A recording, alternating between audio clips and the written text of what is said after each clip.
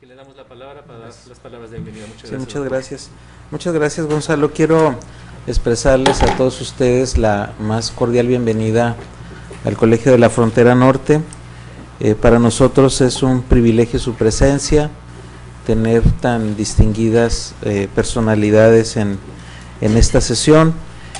Quiero expresarles a ustedes nuestro agradecimiento y sobre todo el compromiso de COLEF de seguir siendo una institución dedicada a la investigación de la frontera norte de México, evidentemente, pero con una perspectiva que en cada proceso y en cada objeto de investigación articule nuestra vecindad con Estados Unidos, que hemos sobre todo consolidado en nuestro trabajo de investigación de manera cotidiana y en esta oportunidad pues hemos materializado con una relación de colaboración muy productiva con el Woodrow Wilson Center en Washington, con la Universidad de Arizona, y el trabajo que hemos hecho pues va a ser aquí reflejado a lo largo de la reunión.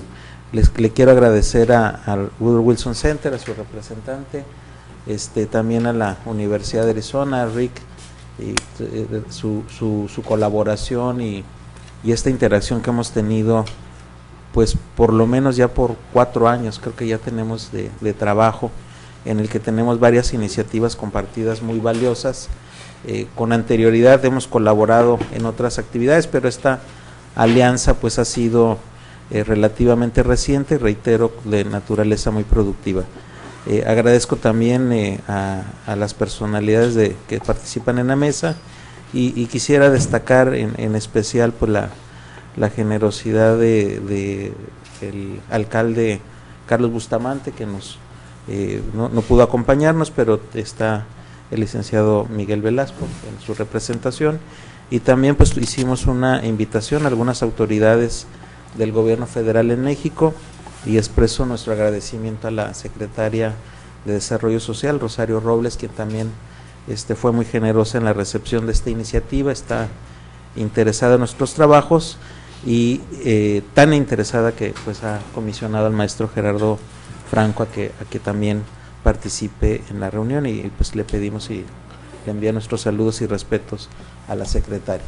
Y a todos ustedes, cada una de las instituciones representadas aquí también, nuestra más cordial bienvenida, y pues iniciamos la mesa si les parece bien. Muchas gracias, doctor. Muchas Antes gracias. que nada, deseamos anunciar que hay transmisión en línea y pueden enviar sus comentarios a coloquiomexus@colef.mx, y también, bueno, recordarles que hay que pagar celulares porque si no aquí se complican las líneas.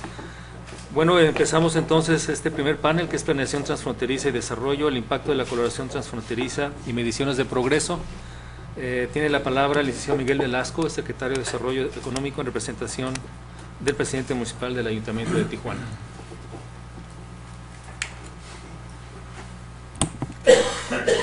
Muchas gracias. Muy buenas tardes.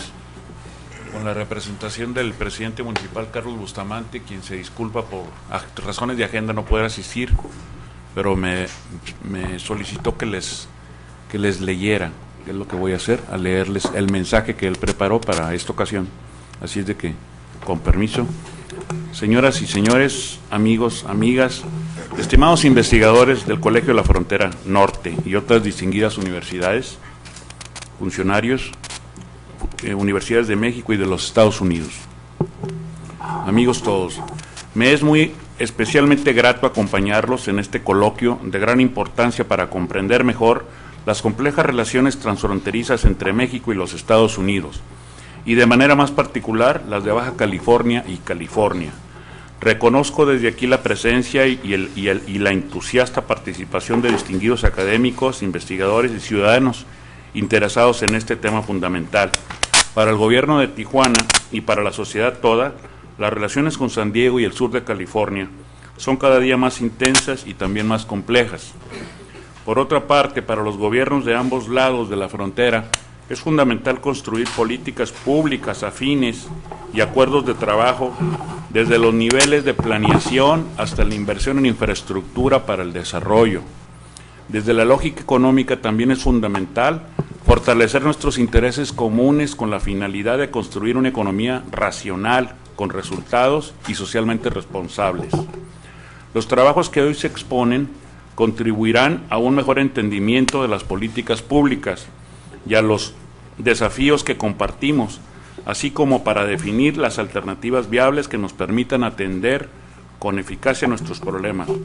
Para Baja California y en particular para Tijuana, las decisiones y acuerdos entre nuestros gobiernos federales, sea en materia migratoria, de inversión, en infraestructura o de política económica, deben aspirar a superar los logros hasta ahora alcanzados. Inicialmente, junto con las alcaldías de San Diego, El Paso y Ciudad Juárez, impulsamos la creación de la Asociación Binacional de Alcaldes Fronterizos, México-Estados Unidos, en la cual participan 19 ciudades de ambos lados de la frontera. Durante los trabajos que hemos realizado, se han analizado temas que son del interés común de nuestras ciudades. Estos trabajos reafirmarán sin duda, o sea, los trabajos de ustedes, los valores compartidos que guían nuestros puntos de vista sobre los temas de la agenda que hemos acordado. Número 1, turismo y cultura. Número 2, asuntos fronterizos e infraestructura. Número 3, seguridad de nuestros ciudadanos. Número 4, competitividad y promoción económica. 5, agua y conservación del medio ambiente. Baja California y California comparten una larga tradición de amistad que hoy refrendamos frente a los retos comunes del porvenir. Desde hace 10 años, Tijuana ha sido invitada a participar en temas de planeación regional y desarrollo compartido con la Agencia de Planeación de San Diego, SANDAG. De manera señalada, Tijuana y San Diego han venido construyendo una firme asociación de voluntades y aspiraciones comunes. Desde la época en que compartimos estas ideas con Alan Bernstein, en el proyecto Two Cities, One Region, 2 ciudades, una región, desde entonces nuestras comunidades han reforzado sus afinidades. Y debo mencionarlo aquí, Jerry Sanders, que fuera alcalde de la ciudad de San Diego, ha sido una figura central en la construcción de esta aspiración. Hoy el alcalde de San Diego, Bob Filner, comparte esta misma visión, por lo que considero que habrán de fortalecerse los vínculos entre nuestras comunidades. Este propósito está basado en una idea simple y realista, pero motivadora y poderosa. Las ciudades en general, pero sobre todo las ciudades de la frontera, debemos reconocer las virtudes y las ventajas que tiene cada ciudad para el bien de ambas. De eso se trata, de privilegiar lo que podemos hacer mejor por nuestras ciudades con las mejores fortalezas que cada una tenga. Y ese espíritu es el que pretendemos transmitir por todas las ciudades fronterizas de nuestras dos grandes naciones. Y aquí hay algo que debo subrayar: nuestras sociedades, nuestros ciudadanos y las asociaciones empresariales y civiles que la forman comparten estas preocupaciones para crear proyectos para la integración y el desarrollo de nuestras comunidades. Esta relación es un buen ejemplo para toda la frontera. Las ciudades de ambos lados de la frontera tenemos una relación económica y comercial muy intensa que nuestros gobiernos estamos comprometidos a fortalecer e impulsar. En conclusión, revisando la agenda de este coloquio, considero con optimismo que nuestra frontera debe ser una oportunidad para el desarrollo. Con la colaboración y el examen de los profesionales y académicos que en este coloquio participan, estoy seguro que sus reflexiones y conclusiones aportarán ideas sobre las tareas del gobierno de nuestra ciudad y también sobre los desafíos que compartimos y las oportunidades que debemos construir en favor de nuestro destino común. Ahora bien, para dar la declaratoria inaugural de este coloquio, solicitamos a los presentes ponernos de pie.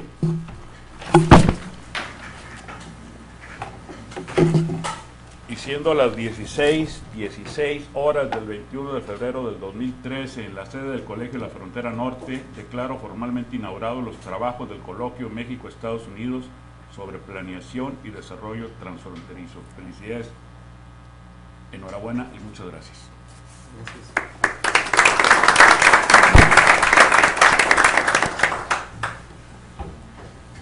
Muchas gracias, Eliseo Velasco. Ya tuvimos la visión municipal, ahora pediríamos la visión federal. con el maestro Gerardo Franco, él es de la Unidad de Planeación y Relaciones Internacionales de la Secretaría de Desarrollo Social. Muchas gracias. No sé si me podrían ayudar brevemente con la presentación que está preparada.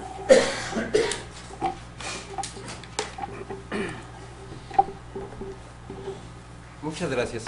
Para abrir pie a este comentario, además de agradecer la gentil invitación que tuvo a bien hacernos el Colegio de la Frontera Norte y en nombre de la secretaria Rosario Robles, quisiera presentarles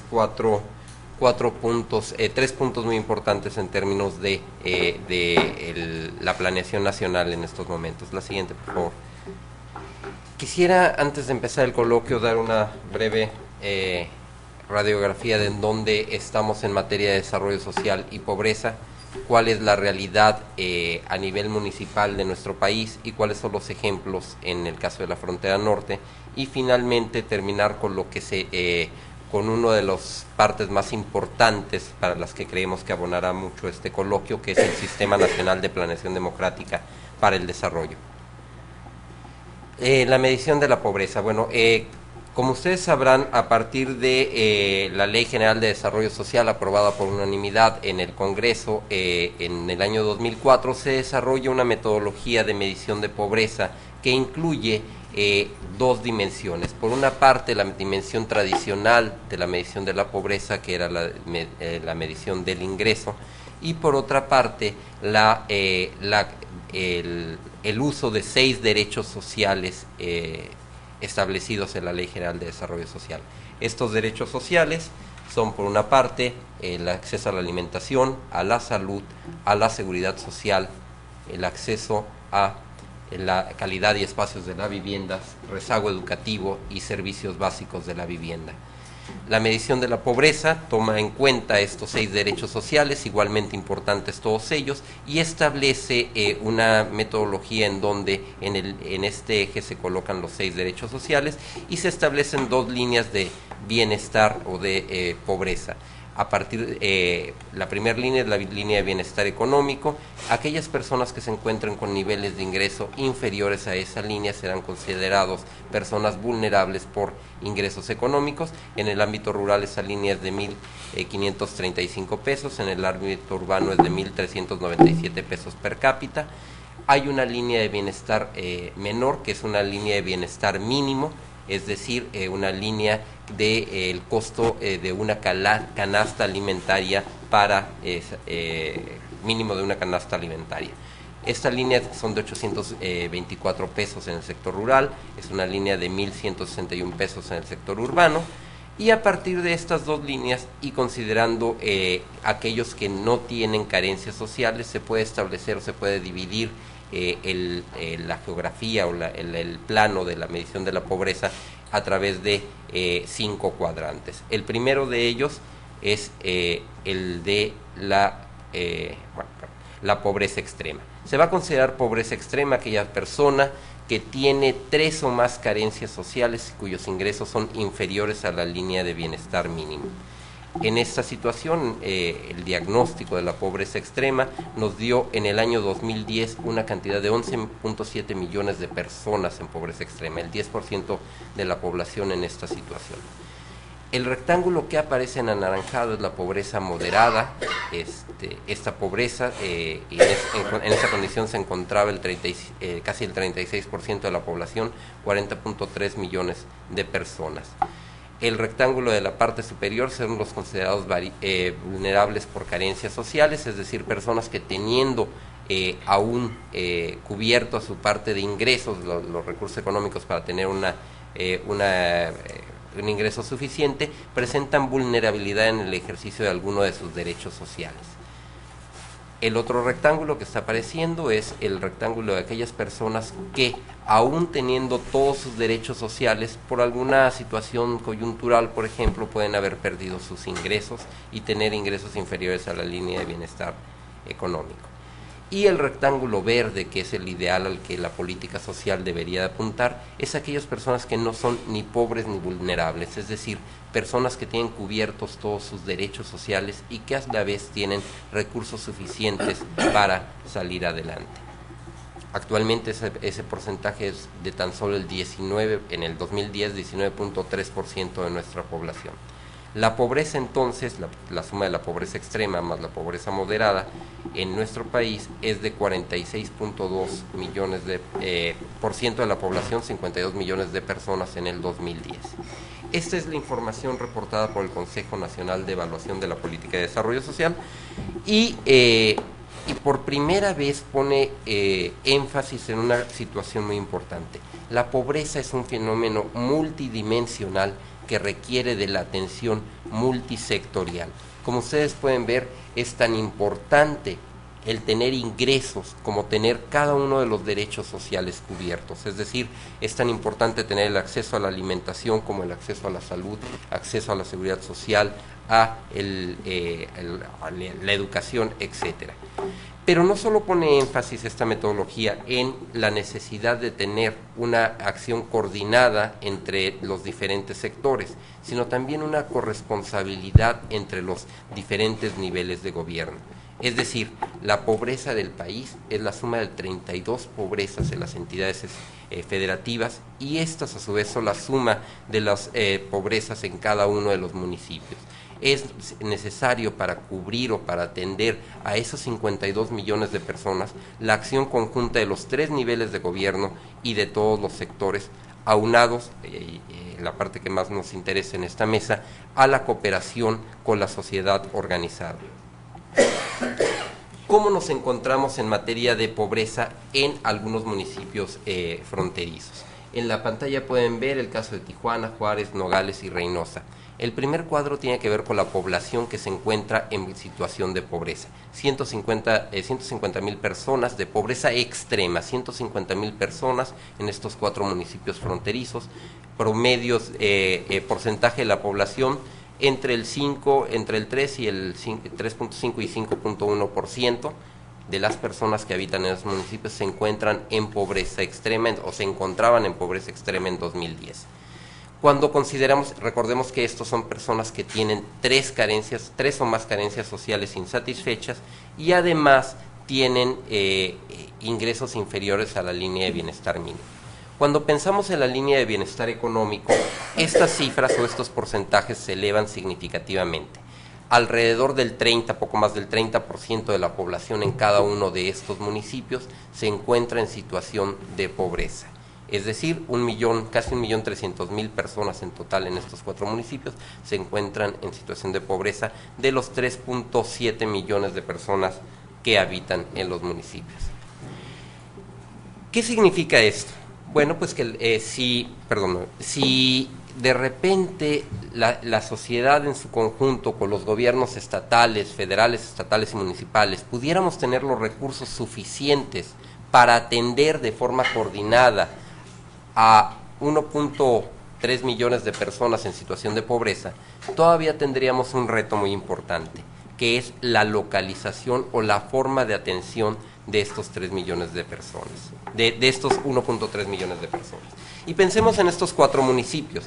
La suma de estos 4 municipios representa 3.700.000 personas, 1.3 de ellos en condición de pobreza, 35% de su población en situación de pobreza. ¿Qué pasa en el extremo rural de nuestro México, en el México en donde la incidencia de pobreza es mucho mayor? Y para llegar a una cifra suficiente tendríamos que juntar 90 municipios, los 90 municipios con mayor incidencia de pobreza, y entonces tendríamos, ahí se encuentra Metla, Tonoc, Tlacochistlahuaca, todos esos localidades y municipios apartados, en donde en su conjunto tienen 1.400.000 habitantes, pero 1.3 millones en situación de pobreza, es decir, el 95% de su población. Las políticas públicas entonces tienen que diferenciarse de tal suerte que, siendo igualmente importantes cada uno de esos 2.6 millones de pobres en esos 4 municipios fronterizos y en esos 90 municipios con mayor incidencia, siendo igualmente importantes cada uno de ellos, las estrategias para su atención tienen que ser diferenciadas. No es lo mismo localizar a 95 de cada 100 individuos en los municipios de abajo que localizar a 35 de cada 100 en los municipios fronterizos. Bajo esta situación, la Secretaría de Desarrollo Social desarrolla o cuenta con instrumentos de atención para la situación de pobreza diferenciados y con diferentes ámbitos de actuación. Por ejemplo, en el ámbito de las capacidades básicas, CESOL cuenta con programas como el Programa de Desarrollo Humano Oportunidades, el Programa Alimentario, programas del LICONSA o del LICONSA, que buscan fortalecer las capacidades básicas como alimentación, salud y educación. Programas que tienen que ver con el quehacer productivo, incluidos proyectos productivos en zonas fronterizas, como el Programa de Opciones Productivas o el Programa de Apoyo a los Artesanos en México. Programas de protección social, como el recientemente creado Programa de Atención a Mujeres Jefas de Familia, el Programa de Pensión para Adultos Mayores, el Programa de Empleo Temporal, entre otros programas. Programas de desarrollo regional, como el Programa de Desarrollo de Zonas Prioritarias, y programas con participación ciudadana, como el Programa de Coinversión Social, que a través de las organizaciones de la sociedad civil busca atender a los segmentos más desprotegidos de nuestra población, y uno que es muy interesante, muy importante en este foro, el programa 3x1 para migrantes. Este programa es un programa en donde con la coinversión o el esfuerzo organizado de 4 actores, la sociedad civil, organizada a través de los clubes de migrantes en el extranjero, principalmente en Estados Unidos, los gobiernos federal, estatal y municipal, cada uno de ellos aporta un 25% del valor de un proyecto que es seleccionado por la sociedad civil organizada y que es utilizado en beneficio de las poblaciones de donde son originarios nuestros migrantes. Ese es un ejemplo claro de cómo, con el esfuerzo conjunto de los 3 niveles de gobierno y de la sociedad civil organizada, se puede combatir la pobreza que afecta sus lugares de origen. ¿Por qué es importante este coloquio y en este momento en particular? Bueno, pues porque en este momento en particular la ley de planeación establece que a más tardar el 31 de mayo el gobierno de la República deberá dar a conocer su Plan Nacional de Desarrollo. Este Plan Nacional de Desarrollo es el lugar en donde se precisan los objetivos nacionales, las prioridades y, algo muy importante, los lineamientos de política de carácter global, sectorial y regional. Y ese plan de desarrollo rige cada uno de los programas sectoriales, el programa de relaciones con de relaciones internacionales, el programa de la Secretaría de Relaciones Exteriores, el programa de la Secretaría de Desarrollo Social y todos los demás programas sectoriales. ¿Por qué nuevamente es importante? Bueno, pues porque el sistema de planeación democrática requiere de la participación y consulta a diversos grupos sociales con el propósito de elaborar el plan sectorial, ¿no? ¿Qué grupos sociales? Las organizaciones, y están establecidos en la ley de planeación, las organizaciones de obreros, de campesinos, los grupos populares y las instituciones académicas de investigación y de profesionales, para que todos ellos en conjunto opinen y presenten las propuestas necesarias para el Plan Nacional de Desarrollo. Es decir, este coloquio llega en un momento sumamente importante porque estarán a punto de iniciarse las consultas que se requieren para la elaboración del Plan Nacional de Desarrollo, y los resultados que de aquí emanen será muy interesante, muy importante que puedan incorporarse, que puedan proponerse y hacerse llegar al Ejecutivo Federal para la elaboración del Plan Nacional de Desarrollo. En este sentido, invitarlos nuevamente a continuar con este trabajo, a retomar los resultados que de él emanen y a presentarlos como propuestas de política pública que ayuden al Ejecutivo Federal en la elaboración de este plan, el cual nos regirá durante los próximos 6 años para la presente administración. Agradecerles nuevamente la invitación a nombre de la secretaria Rosario Robles y desear el mayor éxito en estos trabajos. Muchas gracias. Lo presenté como maestro, pues es matemático, ¿verdad, Gerardo? No, ¿No? la vez pasada, este letrero debe ser viejo, la vez pasada que vine era matemático, ahora ya soy maestro, espero la próxima vez ser doctor y así sucesivamente. Muchas gracias.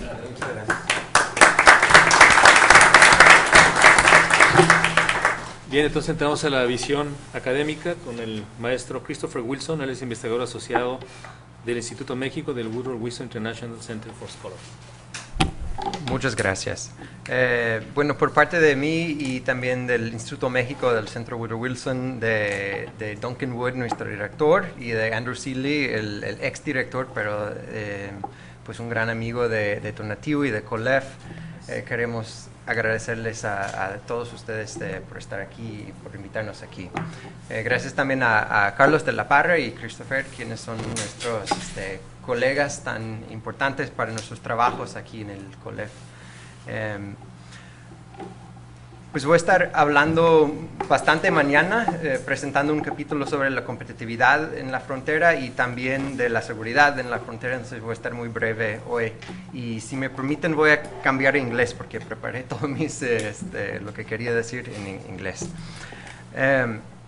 One of the reasons that our organization, the Border Research Partnership, came together, including Arizona State University and COLEF and the Wilson Center in Washington, was because we recognized that there's a tremendous amount of good, very policy-relevant, helpful research happening on border issues, but that sometimes it's too fragmented, that sometimes it's happening in one region or in another region, that sometimes it's being listened to by one set of policymakers or another set of policymakers, but oftentimes we're not getting, we're not taking advantage of the work of each other always. We're not speaking in the same voice together when we speak to Washington, when we speak to Mexico City, and present plans or research that's relevant to the development of better border policies.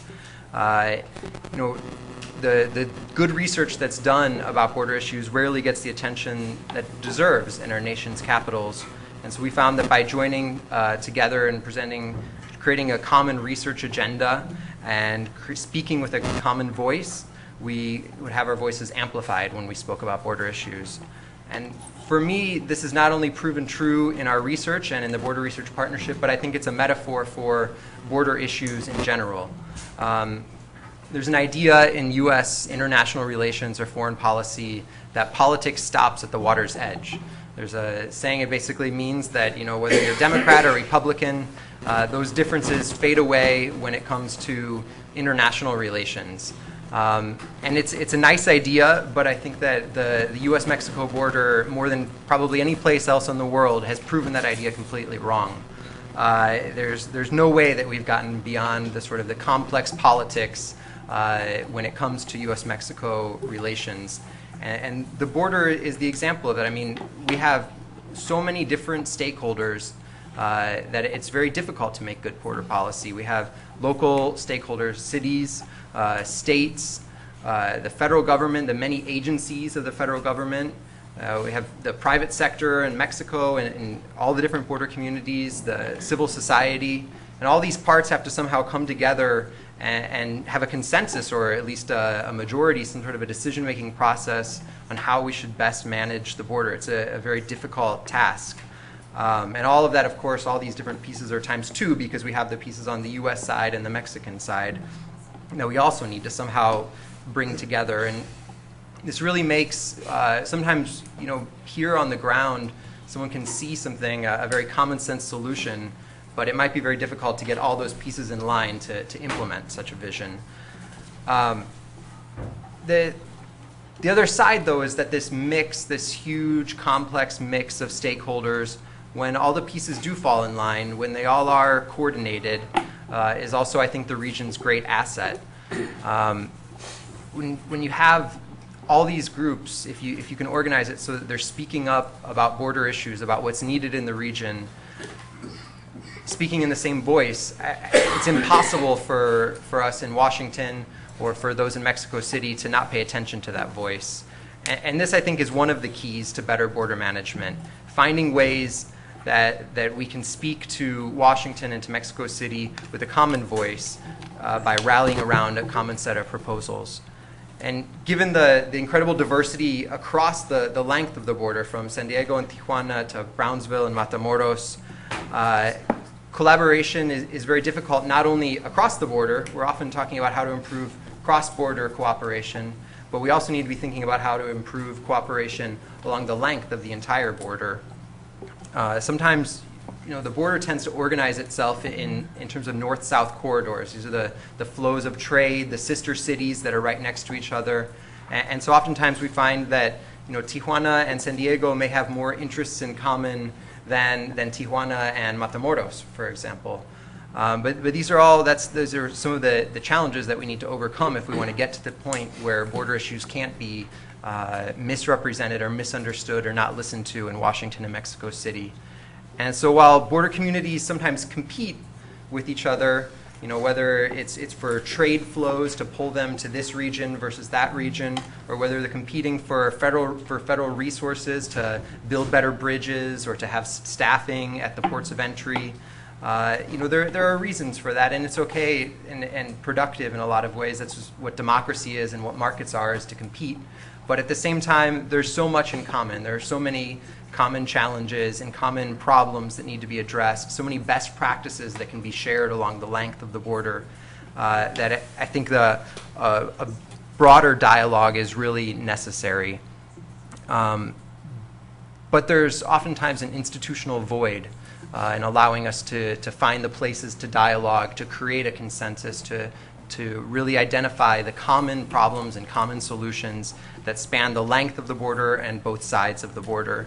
And that's why it's so important to have groups like the Border Research Partnership, but also absolutely like the Border Mayors Association. I couldn't congratulate more Mayor Bustamante, Mayor John Cook of El Paso, and all the other mayors that have come together to create an organization that can really represent the issues, the challenges, and the great wealth that the border represents as they then come to Washington or to Mexico City to speak to their respective governments. We're very honored that next week Mayor Bustamante and Mayor Cook of El Paso will be in Washington to do exactly that, to join us at the Woodrow Wilson Center and a diverse group of policymakers from across the agencies in the United States and binationally in the United States and Mexico to have a conversation exactly like that, trying to find points of coincidence.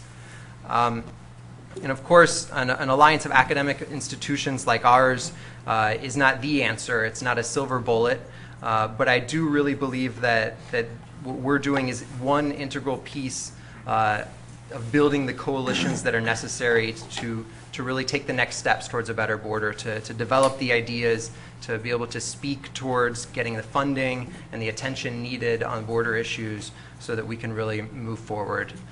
So thank you all for being here and being a part of this conference, and thank you very much to COLEF for inviting us.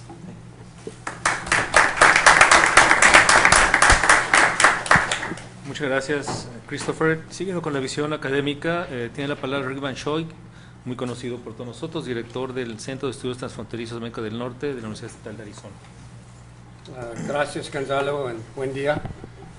Please excuse me, I'll be speaking in English as well. It's a pleasure to be at COLEF, been in this room many times, and thank you again for your hospitality. And thank Carlos and Christopher and Mayra for all of their help getting us all here this morning. Because I'll be talking tomorrow, I won't be saying a whole lot today, but I believe I have a PowerPoint if someone can get that up. We at the Border Research Partnership have been working together on a number of things for a number of years, as we've spoken about. What I wanted to try to convey was a sense that that they're united, because sometimes you might think that there's a part here and a part there, but really they are all parts of the same thing. And I thought I'd try to answer the question that a lot of people ask, why is the border broken? Well, I mean, I think the problem is that people think it's broken when in reality it's not broken. We see it every day. We cross it as often as we can. This is an old picture of the way that someone was imagining the borders. This is over 200 years old, and they were trying to convey that it's the flow among the nations that was the most important thing. And here they were showing the flow of blood, but we know it's the flow of people, it's the flow of trade, it's the flow of ideas, it's the flow of investment that that enables each of us to live as completely as we can. So our approach, and I guess I should say my approach more than the approach of the Border Research Partnership, is to look at the complexity that really the border has. I often tell people we live in caves. We live in very complex times, very ambiguous times, very volatile. Things are extremely uncertain, and there's a lot of stateless actors. You can think of the narcos as a stateless actor. You can think of corporations as stateless actors. And the border is not a simple system. It's not just trade. It's not just hydrology. It's not just culture. It's all these things at one time. And so to sift out and solve some of the problems means understanding all of those parts at the same time. They're interconnected. We need to have simultaneous interventions to address the problems if we're not going to cause unintended consequences in one place or another. And the border is changing a lot. One reason that we want to focus on the border is because it is one of these issues that neither federal government nor even the state or local governments really quite know how to deal with. It's an international issue, and it's also a domestic issue. In English, we call it intermestic. The borders have been marginalized for years and years and years. We know that investment in the interior makes a lot more sense for both countries, and that's what we've seen. And there hasn't been the investment at the border or across the border. So we're in need of federal attention. And often what happens at the border will happen in the interior. We just need to pay attention to it before it arrives at the border. And then my final point about the border is that what is fragmented by the federal government is often reintegrated at the local level. So we call it a system of fragmentation. What the feds screw up, we have to solve. We can look over a long history, or we can look over the short history of just 20 years and talk about NAFTA and all of the land changes that have occurred because of it and because of trade and commerce and the fact that it is a border.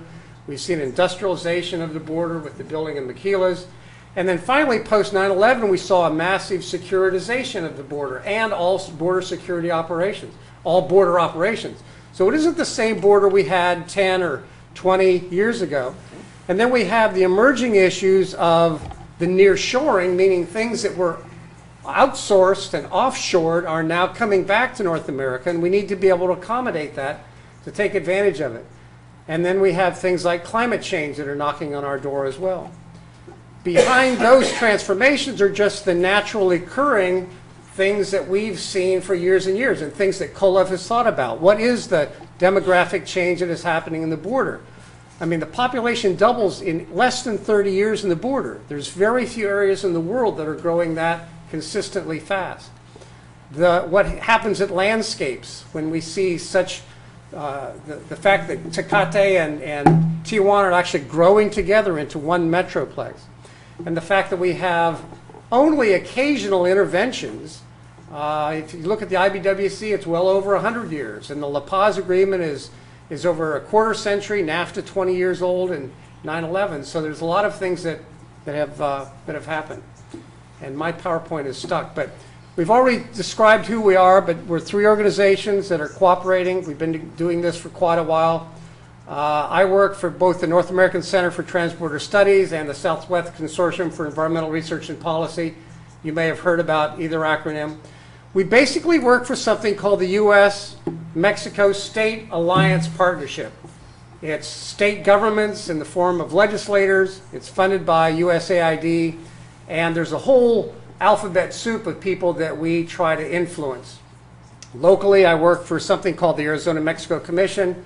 But there are others in other places, for example, the Paso del Norte group, and of course there's people here. One of the things that we're working on now are what I'll describe as the 4 interlocking, interdependent parts. They are the vision, strategic guidelines, the state of the border, and metrics. Now, lots of people can talk about their vision of the border, but we can all say a little bit about it. We want a cleaner, safer, more prosperous border for everyone. And the strategic guidelines, of which you'll see version 2, was actually something that was developed about 3 years ago and presented in Nuevo Leon at the Border Governors Conference. So that's the second part. The strategic guidelines tell us how to get to the vision. But to understand how to get someplace, you have to understand where you are. So we wrote what we call the State of the Border Report, or in Espanol, SOBRE, that tells everyone where we are now, because this has never been written. As many years as all these institutions have been around, the BEC and the bank and the rest of us, we've never really described the state of the border for that moment. And I think most importantly, we're trying to develop metrics to tell us, are we progressing towards that vision from the state today? So the way I see them linked is the foundation of the SOBRE, where are we, how we're going to get to our vision, how we're going to measure our progress on the vision, and how we're going to all progress together. So these are the 4 parts that you'll hear about today and tomorrow, of which the SOBRE has 4 parts, and you'll hear about those tomorrow as well. The Border Research Partnership also sponsors an award. We issued one 2 years ago. We issued one back in September for this year, and we'll have more news about it later about that. We at Arizona State work on other things for the State Alliance. We've researched waste tires and human trafficking. We've done a lot of work with Wilson Center on renewable energy, and we have projects looking at trying to find the mechanisms for increasing the amount of renewable energy that's developed on one side and available on the other side. I think the question we're here to answer more than anything is, are we indeed doing joint regional development? Even though we have a border between the US side and the Mexico side, are we doing this together? Well, everyone in this room recognizes we need to do it, but I think there'd be lots of arguments about, are we doing it or not? I think one of the first ways to do it is recognize what we have in common, recognize how we complement each other, and then recognize what our common risk or our common threats are if we don't regionally develop together. Trade is one of those things that we've recognized how we need to do things together. I mean, this is from David Ricardo, the economist in Britain 200 years ago, telling us that trade is mutually beneficial.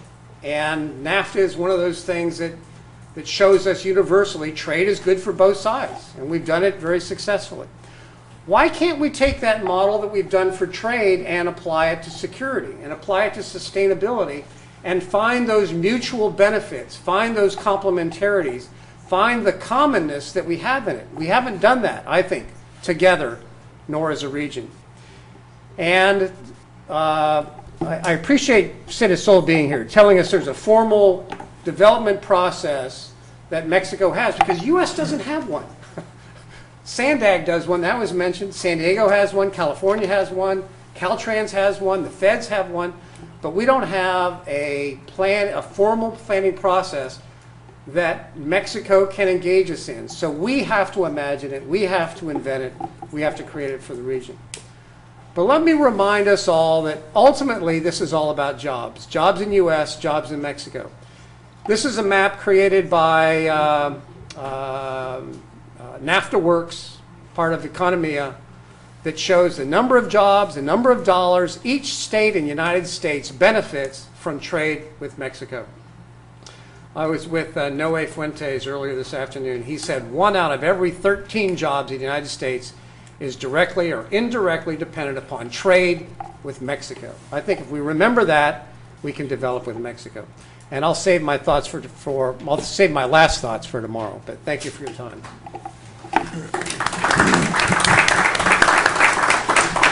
Muchas gracias, doctor. Esperamos esos últimos pensamientos para mañana. A continuación, tenemos ahora la visión de la sociedad civil con el licenciado José M. Larroque, codirector de la coalición de la Frontera Inteligente Tijuana-San Diego. Bueno, muchas gracias por invitarnos a platicar nuestra perspectiva. Bueno, primero les platico un poquito de qué es la Coalición para la Frontera Inteligente, que somos un consejo que formamos 20 personas, entre empresas y personas físicas, 10 de San Diego y 10 de Tijuana. Y básicamente lo que hicimos es que aportamos fondos para poder hacer estudios, para contar con staff administrativo y tratar de desarrollar la frontera y crear lo que vemos nosotros como una frontera inteligente. Cuando organizamos el grupo empezamos pues con algunas ideas de fomentar desarrollo económico primordialmente, pero dentro del análisis concluimos que difícilmente íbamos a poder nosotros promover más desarrollo económico entre Tijuana y San Diego, Baja California y California, si no lográramos nosotros resolver el problema de los cruces fronterizos, tanto comerciales como cruces peatonales y de automóviles. ¿Por qué? Porque desafortunadamente es la barrera más grande que tenemos en la frontera y afecta a todo, afecta en temas de salud, afecta en temas ambientales, afecta en temas económicos. Simplemente desde la perspectiva económica, un estudio que hay de Sandak de 2006 arroja que aproximadamente se pierden 8,000 millones de dólares al año. Calculan que son el equivalente a la derrama económica que tendrían 3 supertazones para la zona de San Diego. Si lo viéramos realmente así, pues probablemente ya se hubiera formado un megacomité para traer a un solo supertazón, y sin embargo ahí se nos pierden, se nos filtran y perdemos aproximadamente 8,000 millones de dólares de actividad económica. Entonces resolvimos los consejeros que ese iba a ser nuestro mandato, hacer una frontera inteligente. No somos un grupo que venimos a desplazar a ninguna organización existente, por el contrario, venimos a ver cómo podemos ayudar, aportar ideas, colaborar desde una perspectiva económico, con algún apoyo económico, con ideas, con contactos que tenemos para poder tratar de desarrollar y fomentar. ¿Qué fueron las primeras cosas que se nos presentó? Bueno, pues el primer tema es la conclusión de la construcción de la puerta de entrada en Rosarito, perdón, digo, en San Isidro. Y el tema que se nos venía con la construcción del Chaparral y la famosa curva, y va a funcionar, no va a funcionar, etcétera. Entonces nos enfocamos en todo este tema y logramos identificar que, bueno, pues el tema es que la frontera, desde la perspectiva de la gente de San Diego y de California, es prácticamente pues, muy poco relevante, ¿no? Creo que el número son como 7% de las gentes de San Diego tienen algún interés y conocimiento de la frontera. Entonces pues se ve básicamente como un cul-de-sac al final de California, y así se trata. Y nosotros, los consumidores de la frontera, los que consumimos los servicios de cruzar, de ir y venir continuamente, pues nos topamos con que existe un terrible problema, ¿no? De las 2 horas de espera y lo que fuera. Y bueno, pues algunos de los afortunados que tenemos Sentry, pues que bueno, podemos cruzar más rápido, pero esa no es la solución es para todas las personas, no para quien puede pagar $120 o para quien puede calificar. Hay mucha gente que no califica y que debe poder cruzar ágilmente. Entonces nos enfocamos y nos dimos cuenta que lo que necesitábamos cambiar es la percepción en San Diego, tanto de gobierno como de la sociedad civil, y lo que hemos venido haciendo es enfocar nuestros recursos para tratar de cambiar esa percepción. Y las primeras partes que han sido es pues acercarnos a los distintos actores y ver, por ejemplo, tomando el caso de la frontera, cómo lo íbamos a hacer nosotros para que terminaran con el fondeo, porque había el peligro de que se suspendiera el fondeo de otros $300 millones. Entonces, junto con San Diego, junto con las 2 alcaldes, nos fuimos a Washington, diseñamos una ruta crítica de qué se necesitaba hacer para que se hiciera ese fondeo. Es decir, en vez de dar un approach de simplemente pues, hablar y decir que había la necesidad en general, diseñamos una ruta crítica que nos llevaba del punto A al punto Z, de cuáles son las autorizaciones que necesitaba y quién necesitaba ir y hacer la solicitud. Bueno, pues es Customs and Border Protection. Bueno, ¿quién ahí? Y de ahí, ¿a quién se lo tiene que pedir? Pues se lo tienen que pedir a GSA. ¿Y de GSA a dónde se va? Bueno, pues se va a la Casa Blanca. Y en la Casa Blanca, ¿quién lo incluye en el presupuesto? Bueno, pues viene de la Oficina de la Presidencia. Y una vez que llega al Congreso, ¿cuál es el comité? Pues es el House Appropriations y luego el Senate Appropriations. Entonces nos echamos una plática y fuimos a Washington, nos vimos allá, y Y entonces empezamos a crear una huella, ¿no? Y nos dimos cuenta cómo teníamos que hacer, qué proceso teníamos que seguir. En el camino eligen a Bob Fielner, que ha sido pues un gran activo ahora para la frontera, porque él la ve con una perspectiva completamente distinta. Fue un legislador que por los últimos, creo que 20 años sería, approximately 20 years, ¿sí? Fue el congresista en la zona de la frontera, entonces la conoce perfectamente bien, y ahora es el alcalde de San Diego y es un gran vocero de cómo podemos cambiar las cosas. ¿En qué nos vamos a enfocar ahorita? Pues nos vamos a enfocar en hacer estudios, en actualizar los estudios, en actualizar el estudio de Sanda. Ya hemos estado en pláticas con ellos, en identificar distintas áreas. Hoy en la mañana precisamente tuvimos una junta, y el COLEF va a ser una parte instrumental en este análisis y en estos estudios que planteamos hacer, porque se van a ir a todas las actividades. Van a ser actividades económicas, van a ser actividades culturales, de medio ambiente, sociales, y paralelo a esos estudios en donde vamos a hacer encuestas y determinar cómo es, qué estadísticas tenemos en torno a los cruces fronterizos, ¿sí?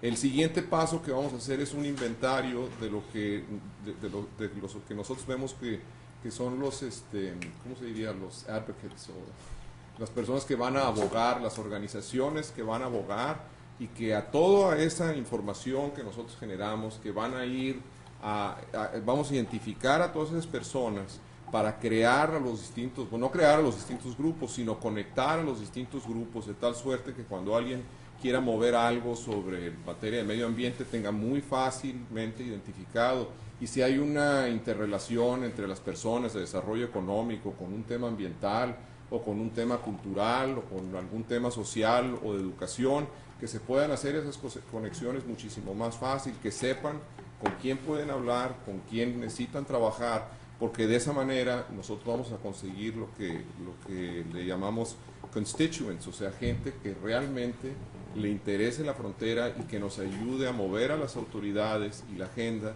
de las autoridades para resolver los temas de la frontera. Y eso, en nuestro tercer paso, va a ser unir con toda la información que tenemos, con todos los grupos que tenemos, jalar al gobierno, es decir, no ser la oposición del gobierno, sino al contrario, trabajar, encontrar las soluciones comunes. No vamos a llegar a imponer o a gritar, o mucho menos, al contrario, sino traer a la mesa al gobierno en los distintos niveles para poder colaborar y para poder trabajar. Y todo esto, bueno, pues lo planeamos hacer a través de pues algunos contactos que tenemos de gente, algunos de los consejeros que están en el grupo. Aparte, tenemos un grupo que se llama el Smart Border Working Committee, que son aproximadamente 70 personas en la última junta que tuvimos, y en donde nos estamos también enfocando en estos temas. Ese es un grupo ya un poquito más grande, en donde están las autoridades de aduanas de ambos lados de la frontera, están autoridades migratorias, consulares, está SANDAG, están ustedes, está básicamente todos los distintos niveles. Entonces, de ahí vamos generando información y colaboración, sobre todo, ¿no?, para poder entonces ir formando esto. Y pensamos que relativamente fácil, o va a ser relativamente fácil poder nosotros cambiar esa perspectiva. Si tenemos un líder como Bob Fielner, es muy valioso tener una persona que puede estar, y en las últimas reuniones que acaba de estar, pues tú lo has visto, Sandra, cómo ha realmente cambiado la perspectiva de la frontera, y eso a nosotros nos ayuda mucho, y es fácil cambiar esa percepción. Lo que pasa es que no lo hacemos. Y ya para cerrar, les doy un ejemplo. En el cruce, cuando ustedes vienen de San Diego a Tijuana, pues verán que cuando van llegando hay unos divisores que siempre están chocados, ¿sí? Siempre están deshechos, porque llegan los automóviles y chocan. Pues platicaba yo con las gentes de Caltrans y me decían que en los últimos 10 años que llevan ahí han tenido 4 reclamos, ¿no?, de personas que pues han chocado con esos, de decenas y no centenas de accidentes que ocurren cada mes. ¿Y cuál es la razón? Pues no se lo explican. Me dicen, mira, si nosotros colocáramos eso al norte del Freeway 8, o sea, cerca de La Joya o por allá, bueno, nos duran 24 horas y los quitan así, ¿no? Pero dicen la frontera, pues nadie se queja, nadie dice nada. Entonces, como nadie dice nada, bueno, pues entonces no lo cambian. ¿Y por qué será? Bueno, pues porque nuestra percepción muchas veces es, pues así es. ¿Por qué hay 2 horas de cola? Pues es que así es. Y esa es la percepción que nosotros vamos a tratar de cambiar, y se puede cambiar. Otro ejemplo, lo que acaba de ocurrir la semana pasada o antepasada, que estaban haciendo las revisiones para tratar de detectar al asesino este que finalmente mataron en San Bernardino, y nadie dice nada, pues las colas están ahí, eran 3 horas, 4 horas casi para cruzar a Tijuana. Nadie se queja, nadie manda una carta, nadie hace nada. Entonces nosotros lo que queremos hacer es cambiar esa percepción y decir, bueno, espérate, esto puedes cambiarlo. Si simplemente podemos nosotros convencer a los distintos actores que monitoreen y que puedan ver los números de cómo se afectó económicamente, porque de repente ya para el 3er o 4º día ya no había cola para cruzar Estados Unidos, eso significa que la gente no estaba cruzando a comprar. Y si ha durado 2 o 3 semanas eso, pues hubiera creado una seria crisis para muchos negocios de la frontera, ¿no? Entonces, digo, cosas de ese tipo es en lo que nosotros nos pensamos enfocar, y vamos a colaborar muchísimo con colegas, vamos a colaborar con las universidades del otro lado, y para actualizar toda esa información, poderla unir, poder inventariar a todos los distintos grupos, facilitar toda esa información, que la gente la conozca, y tratar de cambiar esta percepción de una frontera y convertirla en algo más inteligente. Muchas gracias. Muchas gracias, señor Larroque. Bueno, para cerrar este panel, el doctor Tonatiuh Guillén, presidente del Colegio de la Frontera Norte, tiene la palabra. Muchas gracias, Gonzalo.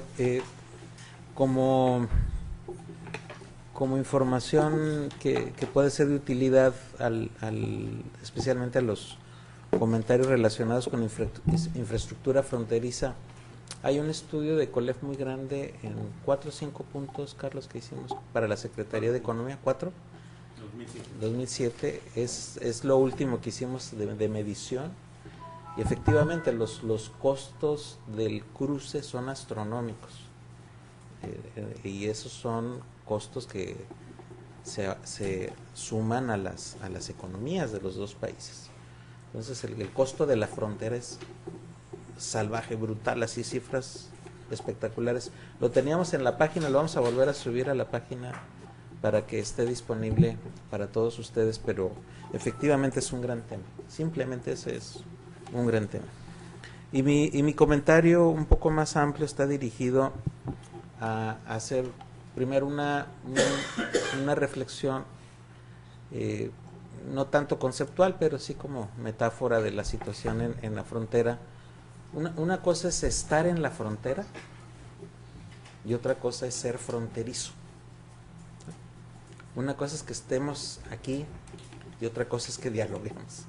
Una cosa es que estemos aquí y otra cosa que los procesos sociales, económicos, culturales interactúen. Uno forme parte del otro, que ya estén encadenados. Entonces, a lo largo de la frontera tenemos situaciones tanto de estar en la frontera y crecientemente situaciones de ser fronterizos. Obviamente para México y su economía y su sociedad es mucho más importante ser fronterizo. San Diego mira más hacia Asia probablemente que hacia el sur. Entonces está en la frontera, pero no necesariamente es fronterizo. Entonces ahí hay un punto importante, que no obstante las dinámicas de interacción nos están convirtiendo cada vez, queramos o no, en sociedades, economías y culturas fronterizas, cada vez más. Y ese es mi primer punto. En los últimos 10 años, todas las interdependencias económicas y comerciales pues nos llevan a un dato que es aplastante. O sea, México es la tercera economía para el comercio exterior de Estados Unidos, después de Canadá y después de China. Y estar en esa tercera posición ya nos habla de la escala de la interdependencia. Entonces, ese es hecho, es un elemento estructural. Segundo elemento estructural, las poblaciones. O sea, que México tenga 10% de su población residiendo en Estados Unidos, ese es de una escala de interdependencias ya de naturaleza estructural, o sea, ya estamos ahí. Y si le sumamos las cuestiones ya estrictamente fronterizas como las del medio ambiente, agua, aire, suelos, o como las culturales de las interacciones, o las familias, las sociedades, las interdependencias académicas que son muy potentes, ¿no? Que cada vez son más. El hecho es que tenemos procesos de interdependencia crecientes. Esa es la vida, así nos está moviendo, y cada vez más. Entonces ahí hay un escenario en donde hay procesos de articulación, si le llamamos así en general, procesos de articulación crecientes y más diversos y más intensos. Y del otro lado, conciencias y voluntades que no se mueven a la misma velocidad. Es claro que, como mencionaba hace un rato Christopher y Rick, los Feds, ¿no? pueden traer otra onda, otro ritmo, y la sociedad local otro, como nos muestra la exposición de José María. Entonces hay una distancia, entonces la quiero nada más señalar en general, entre los procesos de articulación y de interdependencia que van a velocidad de la luz, y del otro la conciencia de estos procesos en quienes toman decisiones, y no necesariamente en la frontera. Creo que en la frontera cada vez somos más conscientes o hemos vivido con esa conciencia, casi pudiéramos decir, pero otras instancias del poder y de la política pública se mueven a otra velocidad y con otros criterios, y eso lo vuelve muy complejo. La gestión de la frontera se vuelve muy complejo, y tenemos tensiones cotidianas entre la visión local de la frontera y las visiones federales de las fronteras. Lo subrayo en general. Podemos encontrar una lista de ejemplos que ilustran el escenario de dinámicas de articulación e interdependencia de facto, y dinámicas que se mueven en otros lados, o incluso a contrasentido. Hay también visiones de exclusión. Entre las visiones de exclusión más fuertes, pues es la línea fronteriza. Hace 20 años todavía en Tijuana había áreas enteras donde no había nada de frontera, no había que marcaba el límite de un país y otro, y no nos estábamos preocupando del tema. Y ahora vamos y asomamos los mismos lugares y hay una barda, 2 bardas, 3 bardas, cámaras, alambres. ¿Qué pasó, no? Entonces, esas dinámicas retratan bien las tensiones y contradicciones de procesos de articulación e interdependencia y visiones distintas de la frontera. Y es un pleito larguísimo, histórico, ¿no? Un debate cotidiano de largo plazo. En ese terreno pues hay que tomar partido, ¿no? Yo creo que cada vez más instituciones, no solo de empresas, que son las que tienen muy claro del sector privado el problema, no solo instancias como la Asociación de Alcaldes, no solamente otras instancias como la Conferencia de Gobernadores Fronterizos, no solamente lo que hacemos en esta alianza transfronteriza, que simboliza bien el estar del lado de la coherencia con los procesos de facto.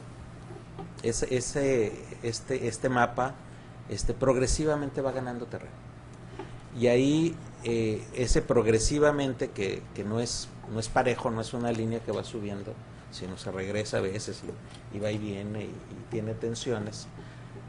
El avance más interesante desde el punto de vista conceptual y de visión, pues es ese documento que está ahí, el plan indicativo. Es lo más interesante, no los enseñas, Carlos. Ese documento es el más interesante porque sistematiza una visión, sistematiza un ordenamiento, una ruta. Y es una visión construida y nos explicarán después de qué manera, pero ya es una visión que nos reconoce como región, que intenta articular a los actores en una misma secuencia, en donde darle coherencia a la política pública alrededor de la frontera, y nos acerca al proceso de construcción de una visión. Esto estamos dejando lo de facto, lo que está ocurriendo, lo que nos lleva a la vida, y tratamos de avanzar a la construcción de una visión, en el sentido de hacer un camino compartido y una ruta compartida. Es lo más interesante que hemos visto, y cuando lo presentamos en Monterrey, que fue en el Septiembre de 2009, pues cayó como un documento que abría la luz para la relación bilateral México-Estados Unidos. Fue la conferencia de gobernadores fronterizos de Monterrey, fue no sé si la última que tuvo un peso político muy grande, con el gobierno federal de Estados Unidos, el gobierno federal mexicano, en mesas de trabajo extraordinarias muy potentes, con representantes de los gobiernos de primer nivel, y presentar ahí el plan fue como abrir la ruta, ¿no? Abrir un camino de movimiento de la frontera coherente con los procesos que estamos haciendo. Entonces es hasta ahí, en términos de investigación, de visión, pues hemos hecho las cosas bien, vamos bien. ¿Cuál es el problema? El de la ejecución y de los actores que están mirando todavía en otro terreno. Y si le ponemos más complejidades, como fue septiembre 11, ahí la visión de seguridad le partió el ritmo a muchas dinámicas. Entonces la economía tenía que pasar por seguridad, los flujos migratorios por seguridad, los puertos fronterizos por el criterio de seguridad. Entonces seguimos todavía pagando septiembre 11, en gran medida seguimos pagando todavía, y no sé si algún día ese tema se suavice, pero incluso ahora con la posible reforma migratoria en Estados Unidos, que va a darle una escalada adicional a este mapa de articulaciones, sigue siendo un punto el cómo hacer la frontera segura, y a lo mejor hacemos otra cuarta barda. Es muy probable que nos digan, a cambio de reconocer a la población migrante, necesitamos más seguridad, y a ver cómo nos va, ¿no? Porque con el tema de seguridad parece que hay que cerrar y contener la frontera o la potencial amenaza de la frontera. Entonces seguimos pagando septiembre 11. Entonces, en una palabra, hay un desafío más que de la economía, más que de la sociedad fronteriza, más que de la ausencia de una visión que ya está, pues no perfecta, pero avanzada. Hay un problema con la política, hay un problema con los gobiernos, más puntualmente hay un problema con los FEDs, no me gusta mucho la palabra. Hay un problema con los FEDs, de que se mueven en otra película, y ahí es como el reto, creo que de todos, en la frontera, fuera de la frontera, es como ir cambiando ese territorio, esa visión. Y el segundo punto, que también es muy importante y ya puesto en la frontera, es que se está construyendo no solo una economía fronteriza, sino también sociedades fronterizas y procesos fronterizos. Eso está ocurriendo de facto. Y esas sociedades fronterizas se retratan de manera muy clara en personas que viven de un lado y trabajan del otro, o que parte de la familia está de un lado y parte de la familia está en el otro, y que tienen una agenda que se preocupa por los niños de un lado y del otro, o por los migrantes de un lado y del otro, o por medio ambiente de un lado. Entonces hay una sociedad, no sé si sea la palabra adecuada, pero una sociedad civil fronteriza. Es una o que vota de un lado y vota del otro. Es una sociedad fronteriza, y una agenda política fronteriza, y una agenda de asuntos públicos fronterizos. Y si movemos la película 10 años después, ¿dónde vamos a estar? ahí hay un desafío también, lo voy a decir en general, de la nueva institucionalidad de la gobernanza transfronteriza. Ya los FEDs no dan. Los estados en México evolucionaron rápidamente. Los municipios evolucionaron también de manera muy rápida. Son otros actores en el proceso. La pregunta es, ¿cómo se gobierna esta frontera con esta realidad, con estas sociedades,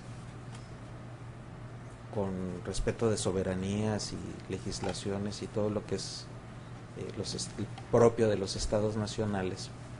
Pero hay crecientemente desafíos de coordinación y de cooperación en todo. Y ahí la pregunta es si las instituciones que tenemos nos dan para ese proceso. Tenemos instituciones viejísimas como la SILA, otras más nuevas como el NADBANC, pero que son puntos insuficientes para el nuevo proceso. Entonces, tal vez una de las reflexiones que debamos tener, no solo para el día de mañana, sino, de hecho, es una agenda de los próximos años, es resolver el rompecabezas de la nueva institucionalidad de la gestión de la frontera en esta nueva etapa de su desarrollo. Y es un tema nuevo que nos requiere mucha más flexibilidad en términos de reconocer a los procesos, mucha más conciencia, mucha más participación, una visión mucho más descentralizada y participativa de los actores que realmente están en el territorio. Y es un desafío. Entonces, solo lo dejo así, como gran tema de los próximos años, que ya lo tenemos enfrente, pero todavía no terminamos de reconocerlo, pero que si lo movemos un poquito más en años, una década tal vez, es agenda durísima, ¿no? De escala mayor que tenemos que asumir, a menos que sigamos diciendo e imaginando que la realidad es distinta, pero la realidad está moviéndose en otro terreno, a menos que queramos negar esa realidad, pero se está moviendo en otra dirección. En fin, ahí dejo mi comentario. Muchas gracias.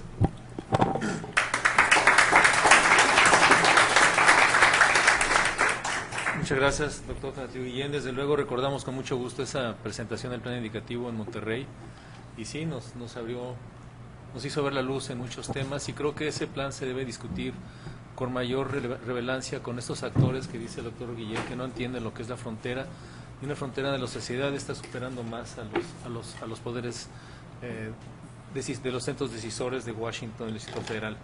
Tenemos dos preguntas de las personas que están en línea, no sé si tenemos un poquito de tiempo. ¿Sí? Son una para el matemático y maestro Gerardo Franco y también otra para Chris Wilson.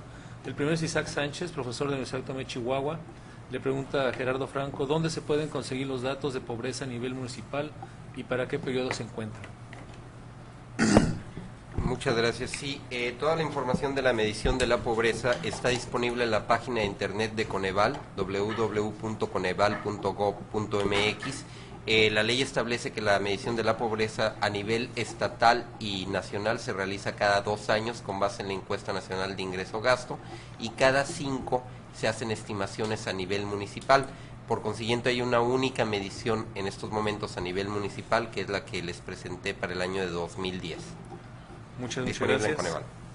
Y la otra es de Alan Rodríguez, alumno de Economía. Le pregunta a Chris Wilson, ¿qué estrategias pueden ser implementadas para mejorar la comunicación entre los distintos agentes de la frontera?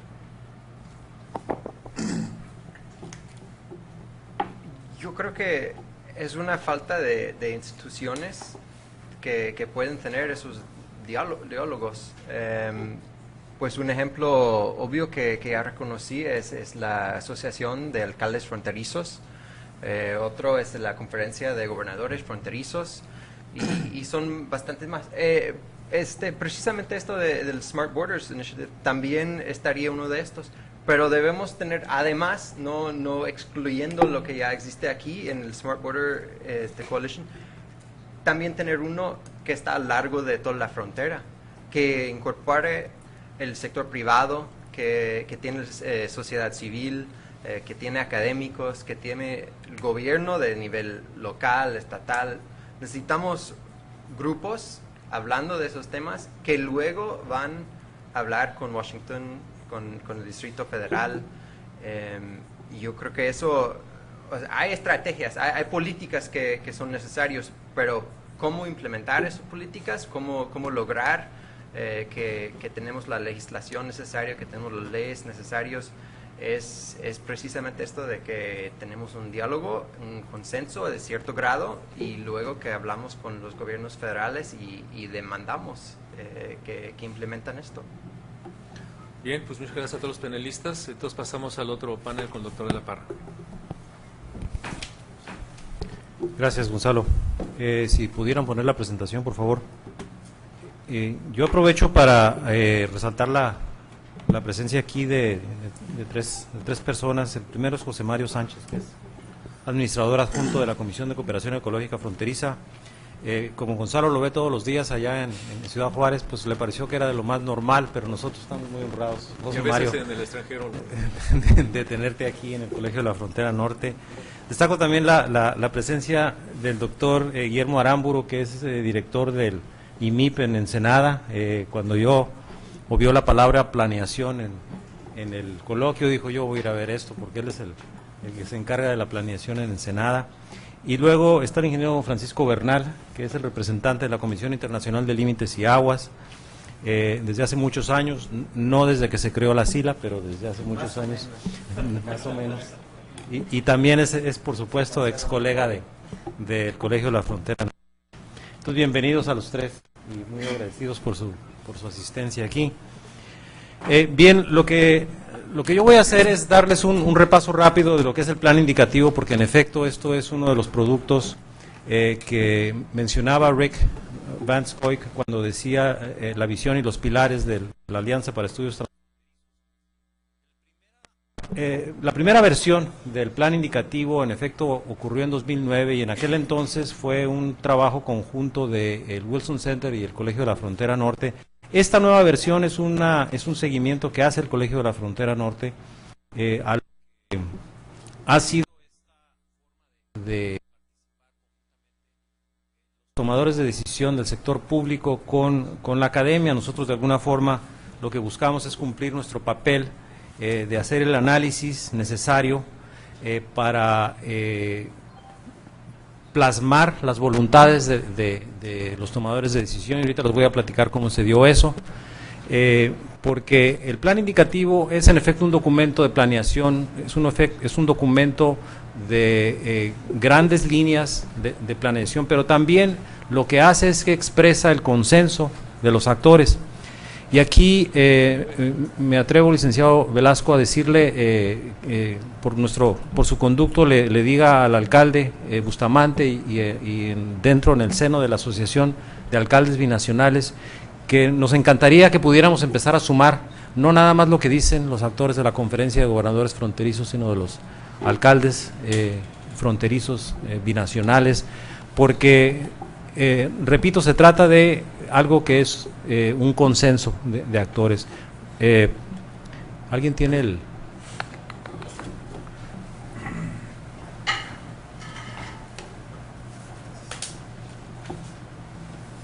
Bien, el contexto histórico, ya lo escucharon un poco, fue un mandato de la Conferencia de Gobernadores Fronterizos. El presidente en aquel entonces, el entonces gobernador Natividad González Parás, le pide al Wilson Center y al Colegio de la Frontera Norte un documento que reflejara hacia dónde va la frontera en forma conjunta, buscando esta visión conjunta regional. Se hizo el documento basado en las declaratorias conjuntas que existían, más algunos planteamientos que se habían hecho en conferencias anteriores, como el de competitividad que se hizo en Sonora, el de la economía verde, que fue lo que encabezó el Estado de California, y luego hubo varias discusiones en ruta a la conferencia de 2009. En términos generales, El documento se compiló como una encuesta Delphi, y lo que hicimos fue en 2 rondas preguntarle a quienes tomaban las decisiones en secretarías de Estado de los estados, de ambos lados de la frontera, y reunimos así 600 participaciones, más un grupo escogido de especialistas en distintas materias en la frontera, que nos hicieron ensayos analíticos para ir generando ya una visión refinada de lo que estaba ocurriendo en voz de los funcionarios públicos de la región. Finalmente, no es el primer plan que se hacía, y entonces nos dimos a la tarea de revisar planes y programas existentes hasta llegar a lo que fue el plan indicativo para el desarrollo competitivo y sustentable de la región transfronteriza México-Estados Unidos, versión 1.0. Insisto, es un consenso este documento. Cuando se presentó, lo que dijimos fue: esto es un proceso, no es un producto. El plan indicativo no es algo que va a quedar estático, y el día de hoy lo que estamos haciendo es presentando la segunda versión, es decir, estamos cumpliendo con la promesa de que esto sería algo que se iría evolucionando. Y los documentos de soporte que se dieron, que también se los va a presentar después de que yo termine esta presentación el doctor Francisco Lara. Hay mapas y estadísticas y bases de datos que fueron generándose, fueron construyéndose como el cimiento en donde podíamos empezar a fincar este plan indicativo. Ahí hay un portal de internet que también lo vamos a presentar, que me parece que les va a atraer en el sentido de la información que ofrece, y por supuesto lo que le brinda a la región transfronteriza, Conferencia de Gobernadores Fronterizos, los alcaldes fronterizos, la presencia de la academia, es un compromiso de continuidad, que podamos darle seguimiento a qué es lo que está ocurriendo en cada una de las estrategias. Este plan indicativo se generó no solamente en el Colegio de la Frontera Norte, por supuesto, ahí hay una constelación de instituciones y no caben todas, entonces lo que voy a decir es que no están todas, por supuesto, pero fueron las que contribuyeron fuertemente en el arranque de este documento. El plan indicativo 2.0 es el documento al que hizo referencia el doctor Guillén. Tenemos suficientes copias, si no me equivoco, como para que todos se lleven uno. Actualmente solamente está disponible en español, está en producción el documento en inglés y estará disponible en breve, y por supuesto estará disponible en el portal. Pero básicamente tiene 3 partes: la versión actualizada del plan, y lo que quiero decir es que hay 64 estrategias, si no me equivoco, que están resumiendo cuáles son las voluntades de los actores de la frontera y que aparecen en el plan. Lo segundo es que en esta segunda versión lo que hicimos para claridad en la ejecución fue distribuir estas estrategias específicamente a mesas de trabajo de la Conferencia de Gobernadores, porque se da una cuestión curiosa. La Conferencia de Gobernadores Fronterizos pide que se haga este documento de planeación, pero trae una dinámica muy establecida, ya una inercia, las mesas de trabajo que se mantienen hasta cierto punto al margen de la visión de largo plazo que tiene el plan, por lo menos en su primera edición. En esta segunda edición lo que hicimos fue juntar a las mesas de trabajo con el plan indicativo y preguntarles a las mesas de trabajo cuáles eran las estrategias que el plan tenía, que habría que refinar, y esta nueva versión, la 2.0, en efecto trae ya la visión conjunta con el propósito de que las mesas sean el instrumento de implementación del plan. Y por último, algo que también incluye esta segunda versión es algo que no se había hecho anteriormente. ¿Cuál es el desempeño, cuál es la eficiencia en el desempeño, en la evaluación del desempeño que tienen cada una de las mesas de trabajo? Conferencia de Gobernadores Fronterizos es una institución que tiene más de 30 años. Yo estoy seguro que los que estamos en este cuarto, todos habíamos escuchado sobre la Conferencia de Gobernadores Fronterizos, y la pregunta es si están trabajando bien o no están trabajando bien, si le contribuyen a la planeación transfronteriza o no es más que un evento anual en donde los gobernadores se reúnen para tomarse la foto, lo que en Estados Unidos se llama un photo op.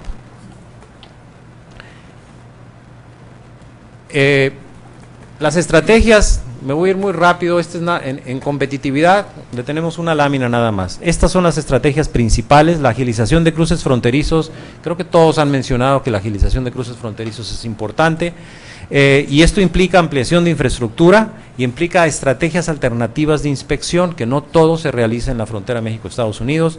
Por supuesto está ultra resumido esto, el plan lo trae de una manera mucho más clara. La segunda área importante en el sentido de la competitividad es esta creación de agrupamientos económicos o clusters, en donde se necesita evidentemente realizar más estudios para identificar oportunidades que están en la frontera pero no se han capitalizado correctamente, implementar estímulos para promover la creación de clusters. ¿Por qué se crearían clusters? La respuesta es porque generan mayor actividad económica, generan mayor valor agregado a la actividad económica. Luego entonces existe ahí un potencial para que exista incentivos y nos referimos específicamente a estímulos fiscales para crear clústeres. Y la tercera es una vinculación mayor entre la educación superior con el sector productivo. En términos de sustentabilidad, la administración y el uso eficiente del agua para su conservación es una de las estrategias importantes. Y aquí hay una cosa muy interesante porque lo que nos hemos dado cuenta es que cada vez más empieza a chocar dos visiones que tienen que resolverse. La primera de ellas es, por mucho tiempo hemos tenido en materia del agua una visión bilateral de cómo se maneja el agua. Y lo que está empezando a ocurrir cada vez más es que esa visión bilateral está cediendo el paso y tiene que ceder paso a una visión regional.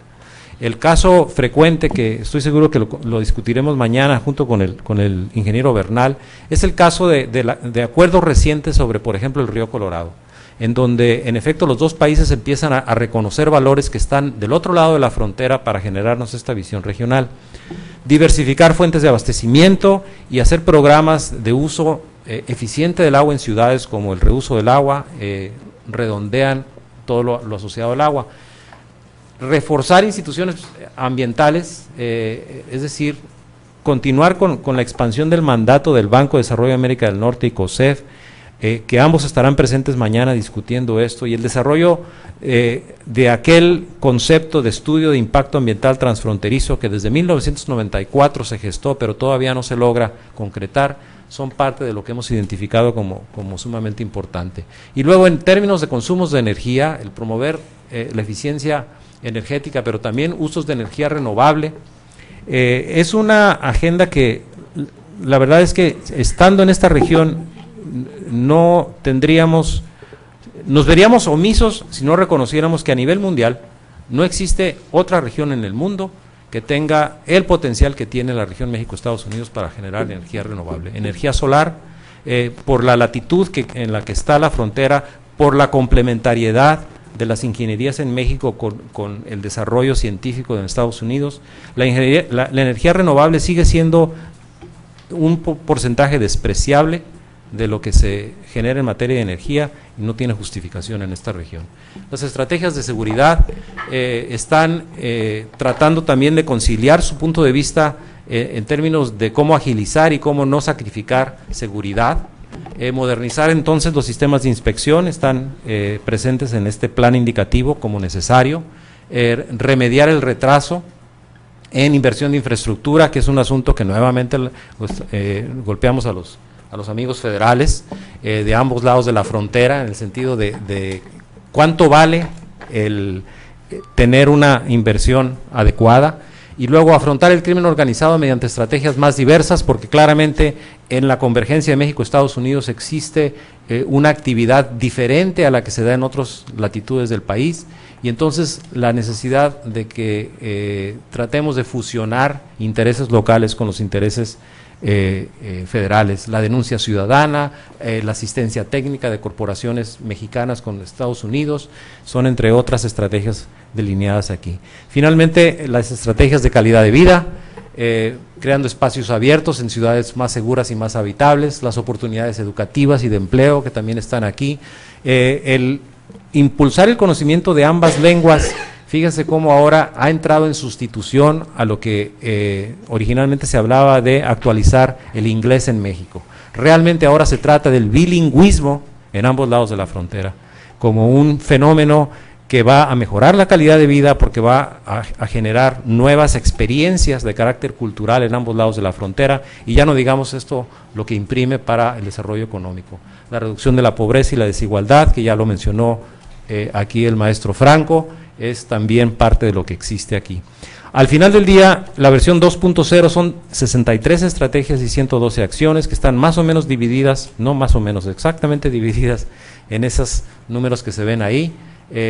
Son los 4 ejes que se dan, ejes estratégicos del plan, y luego si los dividimos por mesas, pero esta división son cuando eran 13 mesas de trabajo, porque otro de los subproductos del plan indicativo y del trabajo de la Alianza para Estudios Transfronterizos y el Colegio de la Frontera Norte con la Conferencia de Gobernadores, es que les hicimos un análisis para ver cómo simplificábamos la estructura de Conferencia de Gobernadores. 13 mesas ya habían crecido demasiado, a juicio de la propia conferencia eran demasiadas mesas.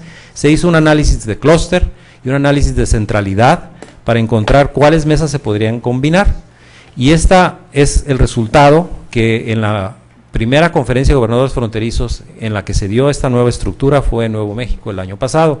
Atendiendo el análisis que hizo el Colegio de la Frontera Norte, ahora la Conferencia de Gobernadores Fronterizos tiene solamente 7 mesas de trabajo, que simplifican mucho el trabajo y que lo centraliza en algunas cosas como por ejemplo desarrollo sustentable, agrupa energía, agrupa agua y agrupa calidad ambiental y por supuesto vida silvestre.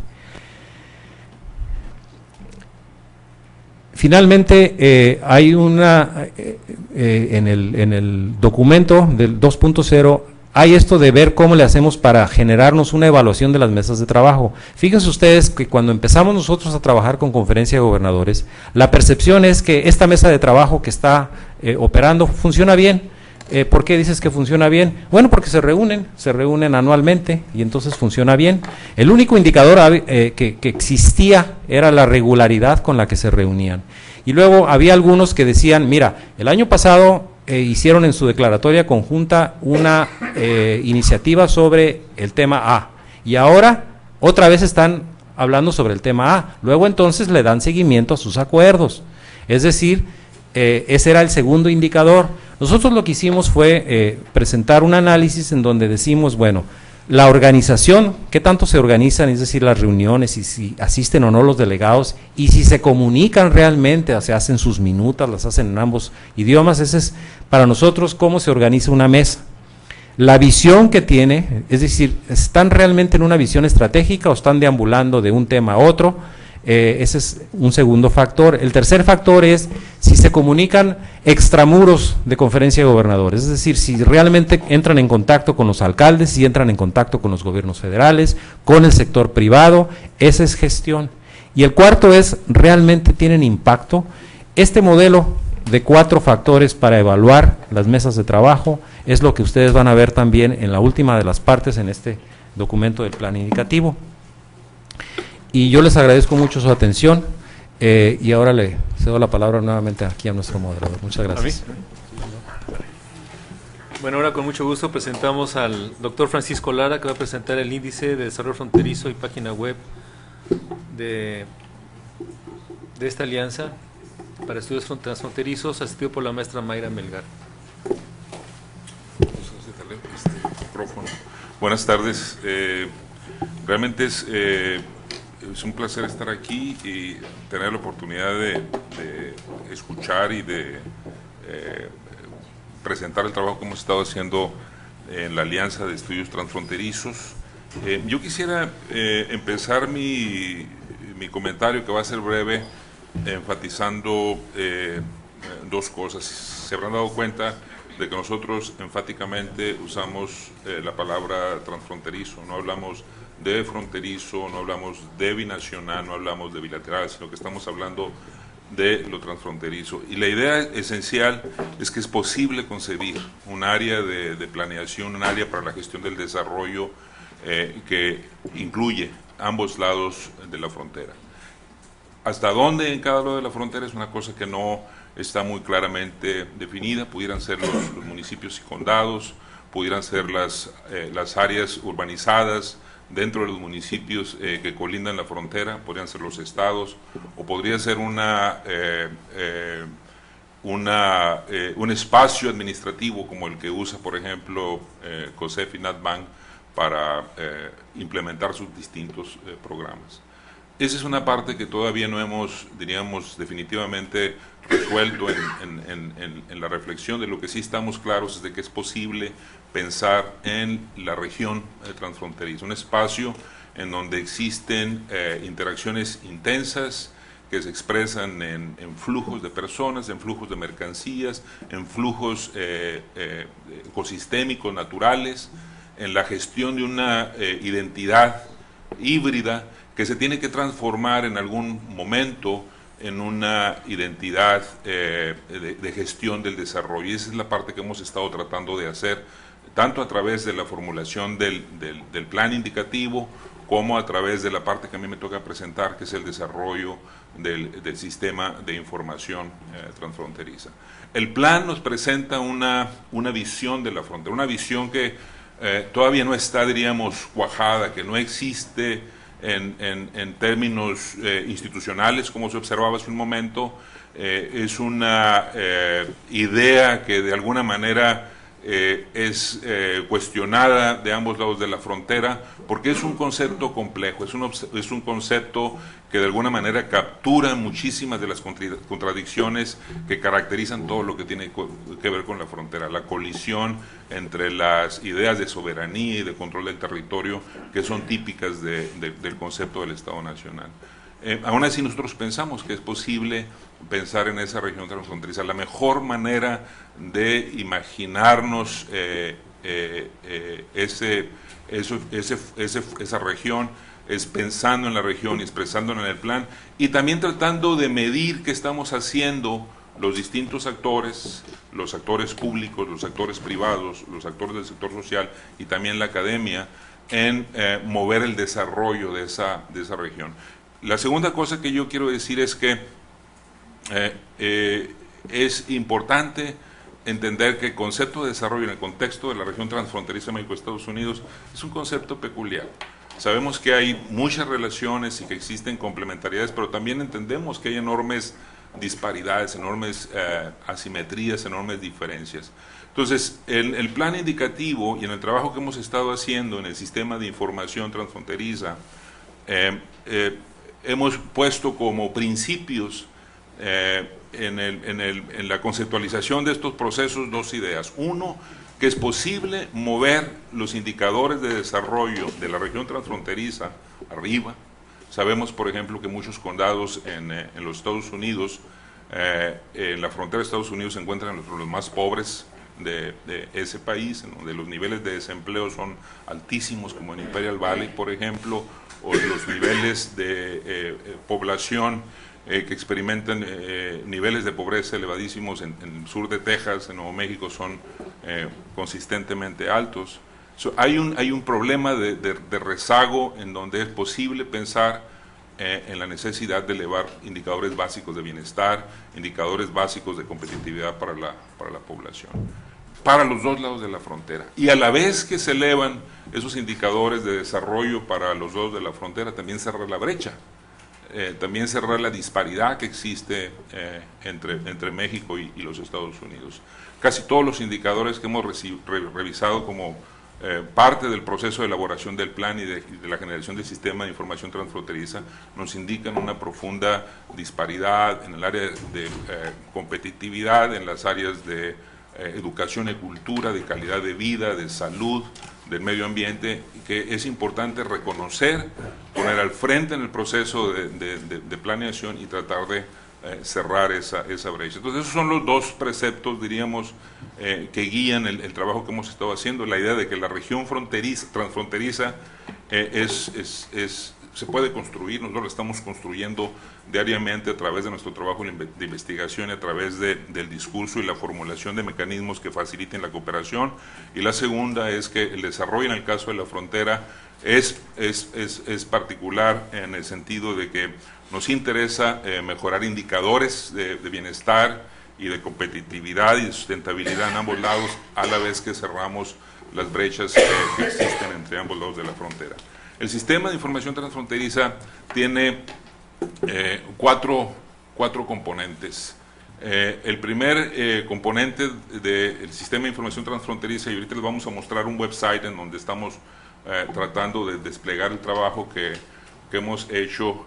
Uno de los componentes es la elaboración de un compendio de estadísticas para la región transfronteriza México-Estados Unidos. Y esto quiere decir información para los dos lados de la frontera, que es básica para cualquier proceso de planeación. Información que es actual, información que es comparable, información que está ligada con los objetivos, con la visión del desarrollo transfronterizo del que se habla en el plan indicativo. Ese es un elemento del sistema. El otro elemento del sistema, y mañana vamos a tener la oportunidad de hablar con más detalle de él durante las sesiones, es el índice de desarrollo transfronterizo. El índice de desarrollo transfronterizo básicamente consiste en 4 subíndices, uno para cada uno de los campos señalados en el plan indicativo: competitividad, calidad de vida, sustentabilidad y seguridad. Que sea un instrumento, que sean instrumentos que puedan medir los avances de la región en su conjunto y de cada uno de los lados de la frontera en particular, en mejorar la situación de los municipios y condados, de los estados, en esos diferentes renglones. Esos 4 subíndices, calidad de vida, sustentabilidad, seguridad y competitividad, se integran luego en un índice que nosotros llamamos el índice de desarrollo transfronterizo. El proceso de construcción del índice de desarrollo transfronterizo es muy similar al de otros índices que se han desarrollado en México e internacionalmente. Si se le compara, por ejemplo, se puede equiparar con el índice de desarrollo humano en ciertos aspectos conceptuales y metodológicos, pero es distinto porque, en primer lugar, es específico para la frontera, y en segundo lugar está tratando de generar información que permita la comparación de los 24 condados, los 40 municipios, los 6 estados mexicanos y los 4 estados americanos de manera consistente y de manera comparable en esta visión de desarrollo transfronterizo. Otro elemento importante del sistema de información transfronteriza es la generación de mapas, de un catálogo cartográfico de soporte a este sistema de información transfronteriza. Todos los estadísticas, indicadores que se generan como parte del compendio y los subíndices y el índice de desarrollo transfronterizo van a ser representados en un catálogo de mapas que estamos produciendo en forma consistente. Y finalmente, diríamos, el cuarto elemento que es importante es esta idea de que la información que estamos produciendo como parte del sistema no es información que tenga un uso académico puro. Aún a pesar de que estamos siguiendo estándares y metodologías académicas en la producción de la información y la construcción de los índices, la idea del sistema de información transfronteriza es proveer herramientas a los tomadores de decisiones de ambos lados de la frontera, en todos los sectores interesados en construir esta idea de la región transfronteriza México-Estados Unidos. Y la manera de desplegar esta información es a través de un website que Mayra nos va a hacer el favor de darles un recorrido muy rápido de lo que es lo que tenemos ahí. Es un buen website que compila mucha de la información y el trabajo que hemos realizado hasta el momento, pero que está en proceso de construcción. Entonces le voy a pasar la palabra a Mayra para que ella les haga un recorrido muy rápido, y si tienen tiempo después los invitamos a que visiten el website y que lo visiten continuamente, porque lo vamos a estar actualizando continuamente. Adelante, Mayra. Gracias, buenas tardes. Bueno, yo les voy a dar el tour por la página web de la Alianza para Estudios Transfronterizos. Bueno, básicamente está estructurada en 3 temas, se puede decir: quiénes somos, documentos de la región y el sistema de información transfronteriza, que era lo que nos estaba platicando Francisco. ¿Quiénes somos? Ahí se puede encontrar lo que son los antecedentes de la AED, nos habla el año que se fundó, etcétera. Los socios, habla por ejemplo del COLEF, el Grupo Wilson y el NACS. Habla de cada institución y se puede encontrar información, videos acerca, por ejemplo, el video que se tiene de cuando se firmó el acta en Ensenada. En los documentos de la región, ahí lo que podemos encontrar son los planes y programas oficiales de los 10 estados fronterizos. Por favor, si entras, ahí se pueden encontrar los programas, planes y programas más actuales de cada uno. Por ejemplo, pueden entrar en Nuevo León para ver un ejemplo. Ahí ustedes pueden consultar todos los planes y programas, los programas sectoriales, por ejemplo, educación. En este caso está del periodo del 2010 al 2015, que vienen siendo los más actuales, y así sucesivamente con los demás estados. En este caso, y lo que es el otro punto, que es el sistema de información transfronteriza, que es lo que nos platicaba Francisco. Ahí viene una explicación en qué consiste, el objetivo. Es una herramienta que puede ser utilizada para evaluar las tendencias de la frontera, y básicamente los dos partes más importantes del sistema de información transfronteriza es el compendio estadístico y el índice de desarrollo transfronterizo. Si nos vamos al compendio estadístico, está dividido en siete grandes grupos, que viene siendo población, ambiente, educación, salud, economía, infraestructura fronteriza y seguridad. En este caso el usuario, ustedes pueden consultar, por ejemplo, si nos metemos a población, esta es una base donde están, por ejemplo, ahí se ven todas las variables, la lista de variables. Entonces se puede elegir, por ejemplo, población total. Elegimos una variable por lo que es población total. Ahí se puede seleccionar lo que es el área geográfica. Ahí se desglosan todos los condados de Arizona, o ya sea la selección, o se puede también seleccionar totalmente de los 10 estados, todos los municipios y todos los condados. Hay que mencionar que hay mucha información que nada más está a nivel estatal, por lo mismo complejo que es adquirirla, entonces nada más la podemos encontrar a nivel estado. Más abajo, ahí se puede seleccionar lo que es la serie de años. Por ejemplo, si en este caso pueden ser los últimos 3 años, 2020, 25 y 30, por favor. Y buscar. Y esta es la parte de la presentación. Ahí se desglosa toda la información, ahí también se puede ver por pestañas. Y también automáticamente nos presenta lo que es un mapa, pero viene siendo a nivel estatal nada más. Por lo mismo, la gráfica realmente no aportaría mucha información si se hace de manera de municipio. Y en la parte de abajo también ahí aparecen las fuentes, y si se gusta descargar, puede ser en PDF o en Excel, si es que quieren trabajar con los datos.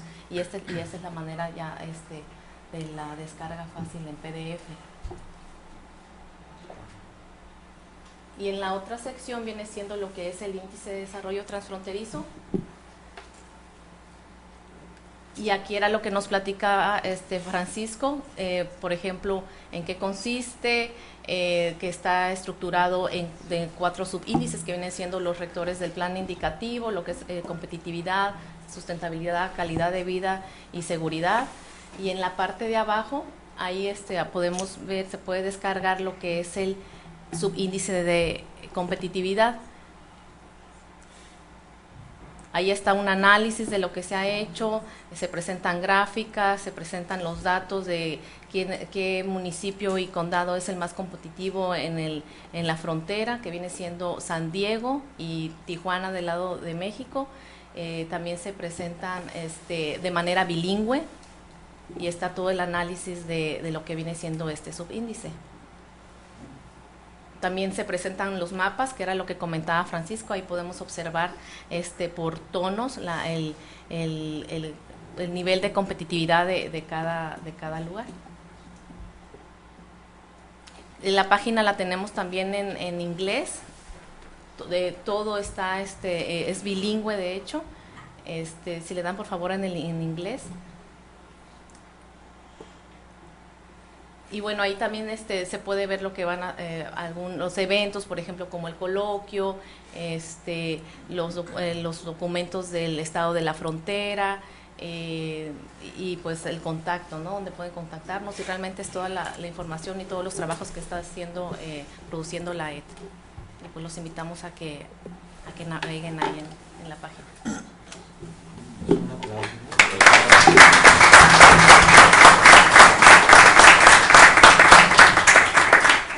Felicidades, excelente presentación. Me han pedido que anuncie que el señor Christopher Patrón va a hablar sobre el galardón de la innovación y cooperación transfronteriza 2013.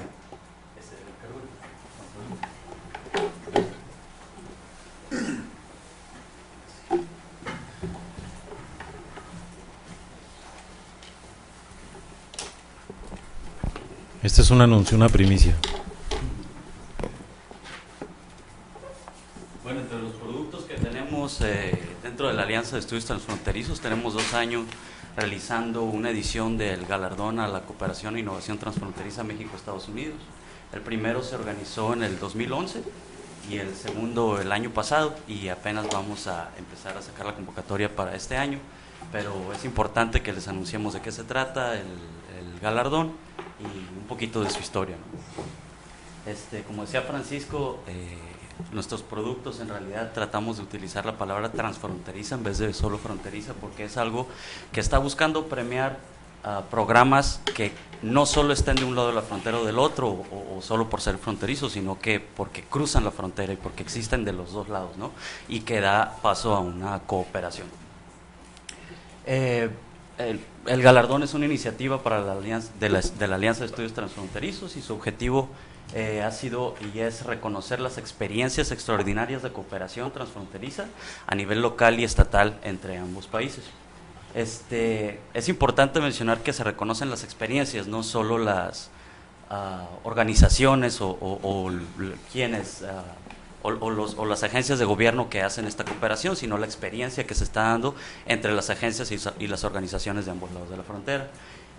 Los posibles participantes tienen que ser programas de agencias de gobierno, de asociaciones sin fines de lucro o instituciones que luchen por mejorar la calidad de vida de la región, de los habitantes de la región, que puede ser iniciativa privada también, mientras sean programas que incluyan instituciones, organizaciones de ambos lados de la frontera.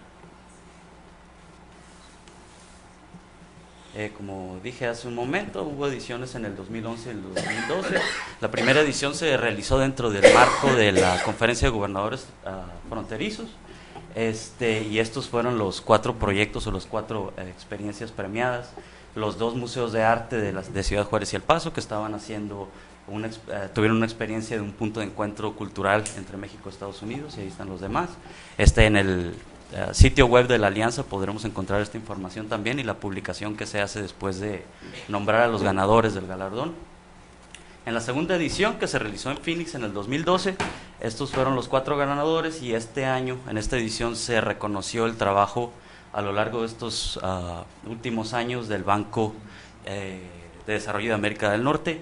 Y la tercera edición, que es la que vamos a sacar este año, estamos recolectando la experiencia que hemos tenido al organizar el galardón estos 2 últimos años, para hacer énfasis en darle un mayor incentivo al público para aumentar el registro de gente que quiera participar en él, un registro de programas, darle un mayor valor agregado al desarrollo de los programas participantes, o no solo darles un reconocimiento, sino también ayudarlos a que se consoliden su programa y su colaboración, y buscar un mayor beneficio para los habitantes de la región, lo cual trataremos de lograr mediante actividades como un desarrollo de una investigación adjunta que nos arroje un censo de las organizaciones y de los programas de colaboración que se están dando a todo lo largo de la frontera México-Estados Unidos, porque en realidad solo tenemos una poca información de quiénes son, aparte de las agencias de gobierno y de la iniciativa privada, quiénes están haciendo colaboración transfronteriza. Entonces queremos tener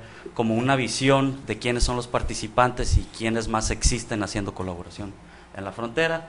búsqueda de organizaciones internacionales que puedan financiar programas, como les digo, para poder arrojar un beneficio a las organizaciones que tienen programas de colaboración transfronteriza, que puedan crecer, que puedan tener una mayor solidez y acceso a recursos y a financiamiento. Vamos a dar premios en efectivo a los galardonados y vamos a tratar de armar estrategias de vinculación con otros sectores y organizaciones del ramo, del tipo que están haciendo colaboración, para que puedan tener una voz y a lo mejor hasta puedan participar en la toma de decisiones locales. Es por esto que les anunciamos que para este año, esperemos ya para principios de marzo, tengamos la convocatoria abierta para empezar esta tercera edición del Premio a la Cooperación e Innovación Transfronteriza. Muchas gracias.